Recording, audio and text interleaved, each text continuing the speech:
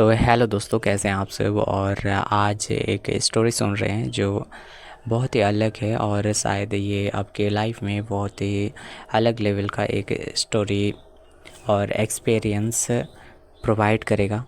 तो चलो हम सुनते हैं एक किताब के, बहुत मोस्ट पॉपुलर किताब के स्टोरी है और ये मोस्टली आप लोगों के लिए मैं बना रहा हूँ। तो हीरो से भरा खेत और अफ्रीका में एक खुश और संतुष्ट किसान रहा करता था।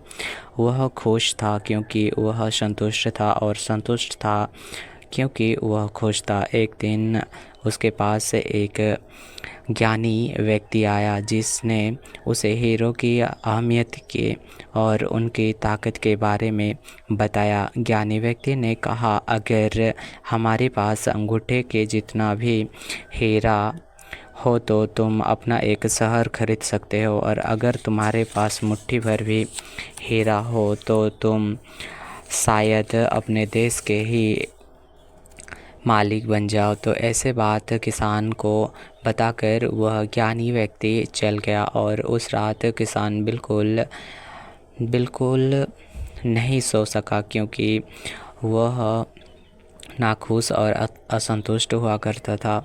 और वह नाखुश था क्योंकि वह असंतुष्ट इसलिए था क्योंकि नाखुश था।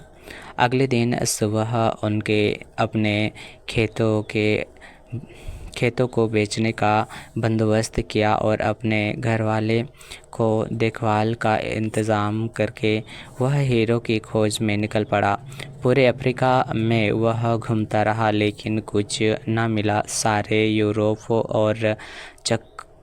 का चक्कर लगाने के बाद भी उसकी खोज पूरी न हुई।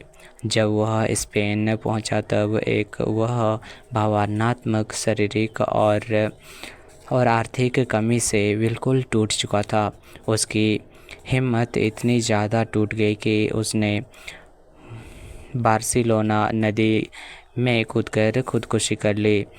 इधर जिस व्यक्ति ने उसके खेत खरीदे थे, एक बार जब यह खेतों से गुजरने वाली एक नहर से अपने ऊँटों को पानी पिला रहा था तो नहर के दूसरे किनारे पर सूरज की किरणें जैसे ही एक पत्थर पर पड़ती तो इंद्रधनुष की तरह सात रंग जगमगा उठते हैं। और उस व्यक्ति ने सोचा कि यह पत्थर बैठक में सजाने में काम आएगा, और वह उसे उठाकर घर ले आया और बैठक में सजा दिया। उसी दोपहर वह ज्ञानी व्यक्ति फिर वहाँ आया। उसकी नज़र जगमगाते पत्थर पर पड़ी तो उसने पूछा कि क्या हाफिज़ वापस आ गए हैं? नए मालिक ने जवाब दिया कि नहीं, लेकिन आप ऐसा क्यों पूछ रहे हैं? तब ज्ञानी व्यक्ति ने जवाब दिया, वह सामने रखा पत्थर हीरा है तो मैं देखते ही पहचान जाता हूँ। नए मालिक ने फिर कहा, नहीं, वह सिर्फ एक पत्थर है, मैंने उसे नहर के पास से उठाया है, चलिए मैं आपको दिखाता हूँ। वहाँ ऐसे बहुत सारे पत्थर थे।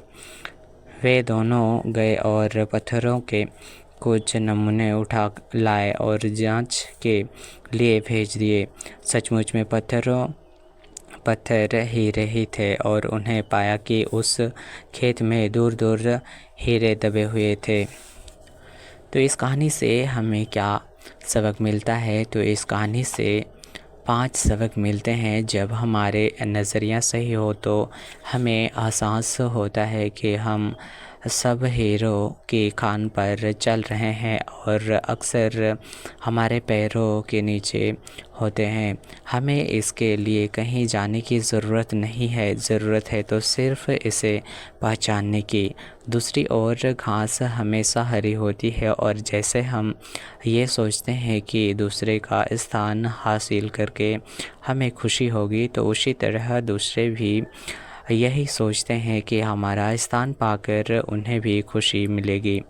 इस ख्वाबी सोच को लेकर लोग अदला बदली को तैयार करते हैं। जब लोग मौके के पहचान नहीं पाते तो अक्सर वो खटखटाना उन्हें शोर लगता है। अक्सर का खटखटाना उन्हें शोर लगता है और एक मौका दोबारा नहीं खटखटाता। दूसरा मौका अच्छा या बुरा हो सकता है, लेकिन वो नहीं होगा जो पहले था। इसीलिए सही फैसला सही समय पर करना बहुत अहमियत रखता है।